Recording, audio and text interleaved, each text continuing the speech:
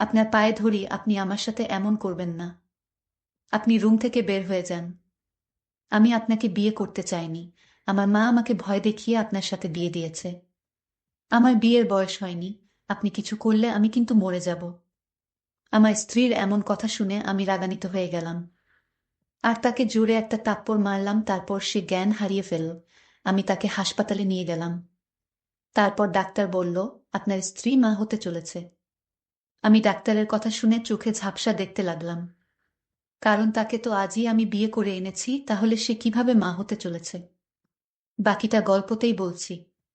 13 বছরের কিশোরী রুভি নিজের সদ্য বিবাহিত স্বামীর জন্য অপেক্ষা করছে বাসর ঘরে বসে। ভয়ে তার গলা শুকিয়ে আছে রীতিমতো। গুন্ডা ছেলের সাথে বিয়ে দিয়েছে তার পরিবার, এসব তার বড় বোন থেকে শুনেছে রুভি।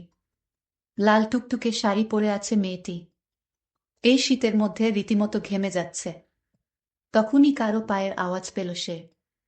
হাত পা আরো গুটিয়ে বসল।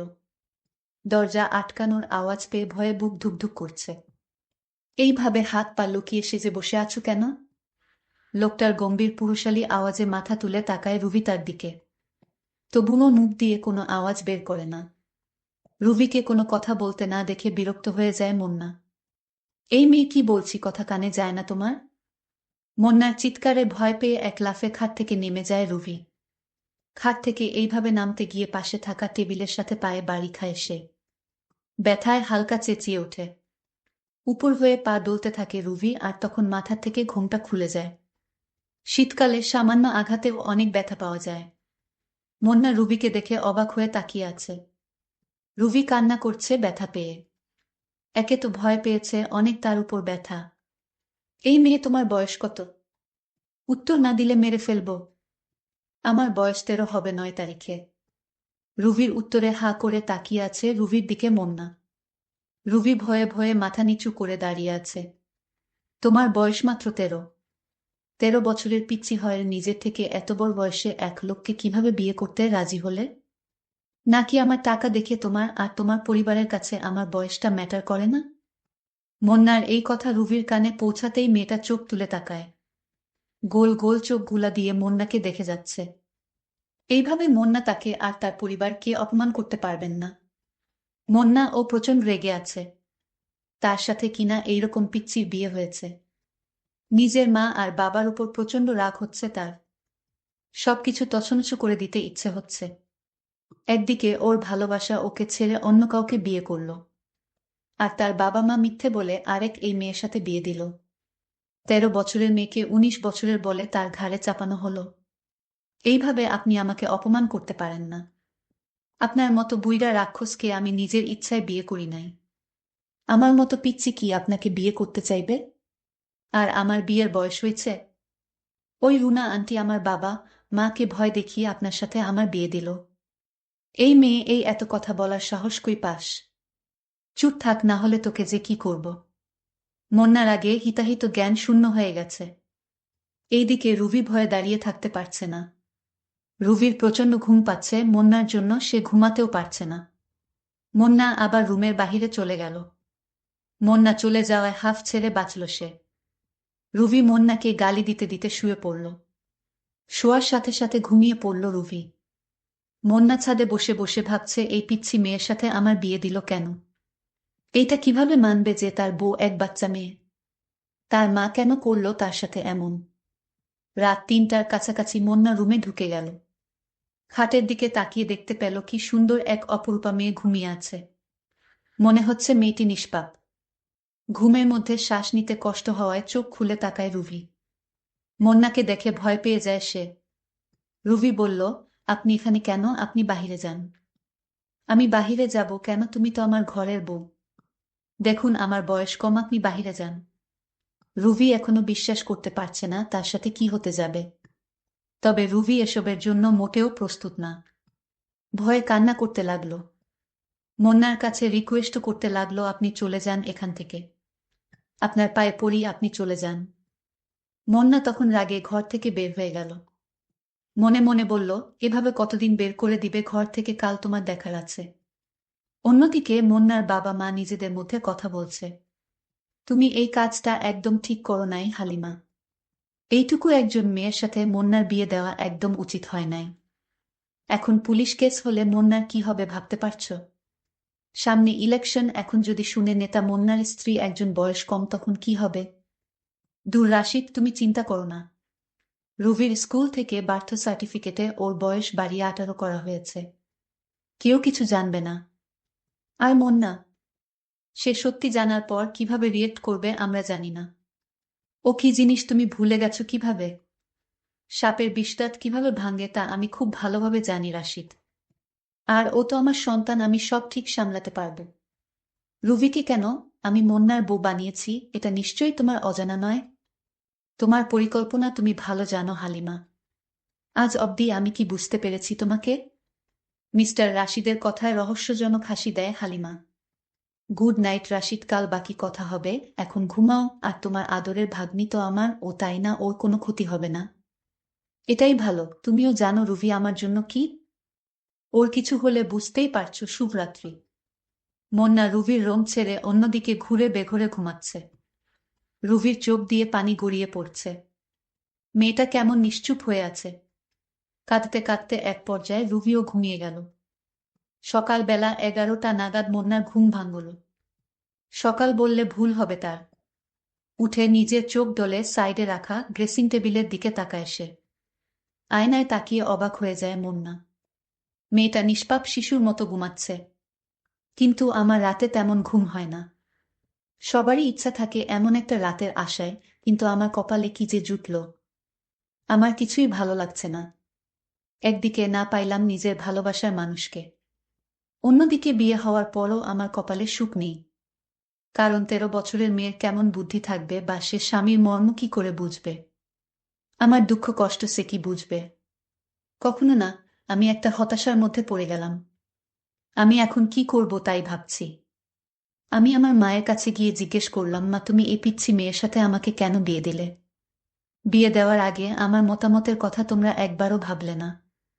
আমার ভালো মন্দ পছন্দ অপছন্দ বলতে কিছু আছে তো? মা তখন উত্তর দিল, তোর মতো এমন বেকার ছেলের কাছে কে বিয়ে দিবে? আমি যা করেছি তোর ভালোর জন্যই করেছি। মেয়েটা ভীষণ সুন্দরী লক্ষ্মী একটা মেয়ে। মায়ের কথা শুনে আমার খুব রাগ হলো। আমি বলেছিলাম, মা তুমি তোমার বোমাকে নিয়ে সংসার করো, আমি আজই বাড়ি থেকে চলে যাব। কেন, তোর কি হয়েছে? বোমাকে পছন্দ হয়নি? পছন্দ হয়েছে, কিন্তু সে তো আমার কথা রাখে না। কি করে যে তোমাকে বুঝাই মা? তুমি আমার কষ্ট বুঝবে না মা। তুমি কি করে ভাবলে একটা অল্প বয়সী মেয়ে স্বামীর মন রক্ষা করতে পারবে? সে তো সংসার কি জিনিস সেটাই ভালো করে বুঝে না। মা তখন আমাকে সান্ত্বনা দিয়ে বলল, একটু সবুর করো, সব ঠিক হয়ে যাবে। পরের দিন রাতে আমার স্ত্রীর রুমে গেলাম, গিয়ে দেখি কান্না করছে। আমি তাকে ধমক দিয়ে বললাম, এই মেয়ে কি হয়েছে তোমার? তুমি এভাবে কান্না করছো কেন? তোমাকে কেউ মেরেছে নাকি? এমন ভাবে কান্না করছো মনে হয় তোমাকে কেউ মেরেছে। একদম চুপ, কোনো কান্না চলবে না। আমি বললাম, রাতে খাবার খেয়ে শুয়ে পড়ো। আমি নিচে শুয়ে পড়লাম। মনে মনে ভাবলাম মেয়েটা অবশ্যই ভদ্র, কিন্তু ও আমাকে ভয় পায়। কিছুদিন গেলে হয়তো সব ঠিক হয়ে যাবে। নিজের মনকে সান্ত্বনা দিলাম নিজেই। এরপর দিন সারাদিন বাহিরে ছিলাম। রাতে ঘরে ফিরে দেখলাম আমার শাশুড়ি আম্মা আসলেন। আমি আমার শাশুড়িকে এই প্রথম দেখলাম, কারণ আমার বিয়েটা আমার মা আর শাশুড়ি আম্মা দুজন মিলে গোপনে কাজিয়ে এনে করিয়েছিল। কিন্তু আমার মা বুঝতে দেয় নাই যে এটা তোর শাশুড়ি আম্মা। আমি আজ শাশুড়ি আম্মাকে দেখে চমকে উঠলাম। শাশুড়ি আম্মার বয়স খুবই কম। আমার কাছে মনে হচ্ছিল আমার বউ আর শাশুড়ি আম্মা দুই বোন। আসলে বিষয়টা আমার কাছে রহস্যজনক। এটা কি করে সম্ভব? আমি কিছুতেই বিশ্বাস করতে পারছি না এটা আমার শাশুড়ি আম্মা হতে পারে। আমি আমার শাশুড়ি আম্মাকে সালাম করলাম। শাশুড়ি মা বললেন, কেমন কাটছে তোমাদের বিয়ের জীবন? ভালো কাটছে না শাশুড়ি আম্মা আমাদের বিয়ের জীবন। আপনারা কেমন আমার কাছে এই অল্প বয়সী মেয়েকে বিয়ে দিলে, যে সংসার কি জিনিস সেটাই ভালো করে বুঝে না। আর আমারে দেখলে তো আপনার মেয়ে কান্না শুরু করে দেয়। ঠিক আছে বাবা, আমি আমার মেয়েকে আজ বুঝিয়ে সব বলে দেব। রাতে ঘরে শুনতে পেলাম আমার শাশুড়ি আর আমার স্ত্রীর মধ্যে আলাপন। আমার স্ত্রী বলল, মা তুমি এটা কি করলি? একটা বাজে ছেলের সাথে আমার বিয়ে দিয়ে দিলি। আমি তাদের কথা শুনে অবাক হয়ে গেলাম। আমার কাছে মনে হলো বিশাল বড় পাহাড়টা আমার মাথায় পড়ল। আমি তাদের কথা শুনে অবাক হয়ে গেলাম। আমার স্ত্রী আমাকে বাজে বলল কেন? তার মানে সে আমাকে পছন্দ করে না, তার অনিচ্ছায় বিয়ে হয়েছে। আমার মাথায় কিছু ঢুকছে না। আমি মহা চিন্তায় পড়ে গেলাম। তাদের সব কথা আমি শুনে ফেলি, কিন্তু সে আমার কাছে বিয়ে করল কেন? আমি এর রহস্য তো বুঝতে পারছি না। আমিও মনে মনে সিদ্ধান্ত নিলাম এর শেষ দেখব। পরের দিন সকালে আমার শাশুড়ি আমাকে বলল, বাবা, আমি আমার মেয়েকে সব বুঝিয়ে দিয়েছি, এখন থেকে তোমার সব কথা রাখবে। আমি বললাম, ঠিক আছে শাশুড়ি আম্মা যান। আমি রাতে আমার ঘরে ঢুকে দেখি আমার স্ত্রী আজ অনেক হাসি খুশি। আমি তাকে জিজ্ঞেস করলাম, কি তোমার এত হাসি হাসি লাগছে কেন? সে তখন উত্তর দিল, আমি কখন হাসবো আর কখন কাঁদবো এটা আমার ব্যক্তিগত বিষয়। আমি তার কথাটা কিছুতেই সহ্য করতে পারলাম না। আমি কাছে গিয়ে দিলাম একটা তাপ্পড়, এই মেয়ে, তুই আমায় কি ভাবছিস? মনে করছিস তোর সকল অপমান আমি মুখ বুজে সহ্য করব? কিন্তু তাপ্পড় মারার পর লক্ষ্য করলাম আমার স্ত্রী অজ্ঞান হয়ে গেল। আমি মনে মনে ভাবলাম, এটা আমি কি করলাম? মরে গেল না তো? তাড়াতাড়ি হাসপাতালে নিয়ে গেলাম। তারপর ডাক্তার বলল, আপনার স্ত্রী গর্ভবতী। আপনি বাবা হতে যাচ্ছেন, মিষ্টি খাওয়ান। আমি ডাক্তারের কথা শুনে অবাক হয়ে গেলাম। আমি দু চোখ দিয়ে অন্ধকার দেখতে পেলাম। আমার মাথায় মনে হয় বাজ পড়ল। এটা কি করে সম্ভব? আমি তা কিছুই বুঝতে পারলাম না। এটা কোনো ধরনের পরীক্ষা? আমি ডাক্তারকে বললাম, দেখুন স্যার, আপনাদের কোথাও ভুল হচ্ছে। আপনারা আবার পরীক্ষা করে দেখুন, কারণ আমার সাথে তার কিছুই হয়নি। আমি আল্লাহকে ডাকতে লাগলাম, আল্লাহ, এটা আমায় কোনো পরীক্ষায় ফেলেছ। বিয়ে হয়েছে মাত্র কয়েকদিন হলো, এখনই গর্ভবতী। এটা আমি মেনে নিতে পারবো না। ডাক্তার সাহেব আমাকে তার সমস্ত রিপোর্ট দেখালো। ডাক্তার সাহেব ঠিকই বলেছে, আমার স্ত্রী মা হতে চলেছে। এটা রিপোর্ট দেখে স্পষ্ট বোঝা যাচ্ছে। আমি হাসপাতালের বারান্দায় মনমরা অবস্থায় দাঁড়িয়ে রইলাম। ডাক্তার বাবু কিছুক্ষণ পর বলল, আপনার স্ত্রীর জ্ঞান ফিরেছে। আপনি এখন তাকে বাসায় নিয়ে যেতে পারেন, আমরা কিছু ওষুধ লিখে দিচ্ছি, সেগুলো খাওয়ালে সব ঠিক হয়ে যাবে। আমি তাকে বাসায় নিয়ে গেলাম। মা বলল, বৌমার কি হয়েছিল বাবা, তুই ওরে হাসপাতাল নিয়েছিলি কেন? মা, তোমার বৌমা মা হতে চলেছে, তোমাকে আজ একটা খুশির খবর দিলাম।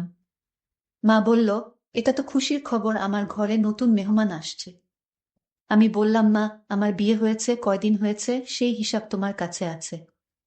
আর তুমি নিশ্চয় ভালো করেই জানো আমার বিয়ে হয়েছে মাত্র 1 মাসও হয়নি। তাহলে সে কিভাবে মা হতে চলেছে? মা তখন আমায় বলল, তুই তো ঠিক বলেছিস, আমি তো ভুলেই গিয়েছি, তোদের বিয়ে হয়েছে মাত্র 1 মাস হয়েছে। আমি মাকে বললাম, মা, তুমি এর রহস্য ঠিকই জানো, কিন্তু তা তুমি প্রকাশ করছো না আমার কাছে। মা আমায় এর উত্তর না দিয়ে সোজা মায়ের ঘরে চলে গেল। আমি রাতে আমার স্ত্রীর রুমে গেলাম। যেতেই আমাকে বলল, আপনাকে অনেক কষ্ট দিয়েছি আমি। আপনি আমাকে মাফ কইরা দিয়েন, কারণ আমার কি হতে কি হয়ে যায় সেটা বলা যায় না। সে বলল, আজ আমার একটা কথা রাখবেন। আমি বলেছিলাম, কি কথা? আমার স্ত্রী বলল, আজ আমি আমার নিজ হাতে আপনাকে ভাত খাইয়ে দেয়। আমি বলেছিলাম, হঠাৎ এত দরদ কোথা থেকে আসলো তোমার? এখন তুমি আমাকে ভয় পাও না? আমার স্ত্রী বলল, না, এখন আর আপনারে ভয় পাই না। কেন এখন আমাকে ভয় পান না? সে বলল, 2 দিন আগে পরে তো মরতেই হবে, তাই আপনারে ভয় পেয়ে কি লাভ? আমি তখন রাগে বললাম, তুই এখনই আমার ঘর থেকে বের হ। তোর কাছে আমার কিছু পাওনা দাওনা নেই। তুই বের হ আমার ঘর থেকে। আমি আমার স্বামীর পায়ে ধরে বললাম, আপনি আমারে আপনার ঘর থেকে বের করে দিয়েন না। সে আমার পায়ে ধরে কান্না করতে লাগলো। ঠিক আছে, আমার ঘরে তোকে জায়গা দিতে পারি, একটা শর্তে, তুই বলবি এত তাড়াতাড়ি তুই কিভাবে মা হতে চললি। সবকিছুই আপনাকে বলবো, আমি আপনারে কথা দিলাম, কিন্তু আমারে ঘর থেকে বের করে দিয়েন না। ঠিক আছে, তাহলে বলো, তুই এত তাড়াতাড়ি কেমন হইলি? সে তখন আমার কাছে তার সত্য ঘটনাটা খুলে বলল। আমি সেটা শোনার সাথে সাথেই আমি মাটিতে লুটিয়ে পড়ি। তার এই কথা শোনার পর আমার 2 দিন যাবত আমি অজ্ঞান অবস্থায় পড়ে রইলাম। সে আমাকে বলেছিল আমার বাবার টাকা পয়সা সম্পত্তি অনেক ছিল। আমি একজনকে খুব ভালোবাসতাম। বিয়ের আগে সে আমার সাথে ফেরেশতার মতো আচরণ করত। আমি ভেবেছিলাম সে অনেক ভালো। আমি বাবাকে বলেছিলাম, বাবা, বিয়ে যদি করতে হয় তাহলে আমি ওকেই করব। ছেলেটির নাম ছিল রামিম। আমি রামিমকে আমার জীবনের চাইতেও বেশি ভালোবাসতাম। বাবা তখন বলেছিল এই ছেলের সাথে বিয়ে আমি দিতে পারবো না। আমার বাবা আমাকে বারবার নিষেধ করেছিল। আমি বাবাকে পরিষ্কারভাবে জানিয়ে দিলাম আমি তাকে ছাড়া বাঁচব না। আমি আরও বলেছিলাম যদি তুমি রামিমের সাথে যদি বিয়ে না দাও তাহলে আমাকে চিরদিনের জন্য হারাবে বাবা। বাবা শেষ পর্যন্ত আমার কথা মেনে নিল এবং সেই ছেলের সাথে আমার বিয়ে দিয়ে দিল। বিয়ের 2-3 মাস আমার ভালোই কাটছিল। কিছুদিন পর তার আসল রূপ বেরিয়ে পড়ল। সে আমাকে প্রতিদিন আমার প্রতি অত্যাচার করত আর বলতো তোর বাবার কাছ থেকে টাকা নিয়ে কাল আমার ঘরে আসবে, নইলে তোর এই ঘরে কোনো জায়গা নাই। আমি বেশ কিছুদিন টাকা এনে দিয়েছিলাম, কিন্তু আমাকে খুব মারধর করত একটু কিছু হলে। পরে জানতে পারলাম রামিম ছেলেটি ভালো না, এর আগে আরও একটি মেয়েকে বিয়ে করে তার বাবার কাছে থেকে টাকা নিয়ে তাকে ছেড়ে দিয়েছে। সবাই এই ছেলেটিকে ভয় পায়, তার মুখের উপর কেউ কথা বলতে পারে না। যাকে ইচ্ছা তাকে সে নির্দ্বিধায় মেরে ফেলত। আমি তার এই চরিত্র দেখে ভাবলাম আমি একাকে বিয়ে করেছি, সে তো একটা দুশ্চরিত্র। তারপর বাবা আমাকে রামিমের ঘর থেকে নিয়ে আসে। এটাই আমার শাস্তি। আমার বাবার কথা না শোনার কারণে আজ আমার এই অবস্থা। তারপর রামিমকে আমি ডিভোর্স দিয়ে দিলাম। ডিভোর্স দেওয়ার পরও রামিম আমাদের বাড়িতে আসতো আর বাবাকে ভয় দেখিয়ে টাকা নিয়ে যেত। তারপর মা ভাবল তার ভাইয়ের ছেলের সাথে আমার বিয়ে দিবে, মানে আপনার সঙ্গে বিয়ে দিয়ে দিল। সত্যিকার অর্থে আপনার সাথে আমার বিয়ে হয়নি। আমাকে সেফ রাখার জন্য আপনার ঘরে আনা হয় বিয়ের নাটকে। এটা শুধু বিয়ের নাটক ছিল, কারণ আপনি নাকি অনেক সাহসী, তাই আপনার কাছে আমি সেফ থাকব, আর তাই আপনার সাথে আমার মিথ্যা বিয়ে দিয়ে দিল। আজ ডাক্তার যে বলল আমি মা হতে চলেছি, এটা রামিমের সন্তান। আপনি ভয় পাবেন না, কারণ আমি এই বিয়েতে রাজি ছিলাম না। আমার মা আমাকে রাজি করাতে বাধ্য করেছে, কারণ সত্যিকার অর্থে আপনার সাথে আমার বিয়ে হয় নাই। মা কৌশলে আপনার বাড়িতে বিয়ে নামক উপসর্গ দিয়ে আপনার বাড়িতে আমাকে রাখা হয়েছে, কারণ আপনার কাছে যদি আমি থাকি তাহলে রামিম ভেবে নিবে যে আমার বিয়ে হয়ে গেছে। যেহেতু আপনার সাথে আমার বিয়ে হয়নি, এটা যেহেতু নাটক ছিল, তাই আমি আপনার সাথে দুর্ব্যবহার করেছি। আপনি আমাকে ক্ষমা কইরা দিয়েন। আমি কাল যেদিকে দুচোখ যায় সেই দিকেই চলে যাব, তাও আপনারে আর কষ্ট দিব না। আমার নাটকীয় স্বামী তখন বলল, আমি যে তোমারে ভালোবেসে ফেলেছি, এখন কি তুমি আমাকে ফিরিয়ে দিবে? আমার ঘরেই 7টা জীবন থেকে যাও, আমি তোমার সকল দায়িত্ব নিয়ে নিলাম। তুমি যদি রাজি থাকো তাহলে আমি তোমাকে সত্যি বিয়ে করতে রাজি। ওর কথা শুনে মনে হলো আমি আবার নতুন একটা জীবন পেয়েছি। তারপর বাকি জীবনটা তার ঘরেই কাটিয়ে দিলাম। বন্ধুরা, গল্পটি কেমন লাগলো তোমরা কমেন্ট করে জানিয়ে দিও। আর এরকম গল্প পেতে আমার চ্যানেলটিকে সাবস্ক্রাইব করে পাশে থাকুন। ধন্যবাদ।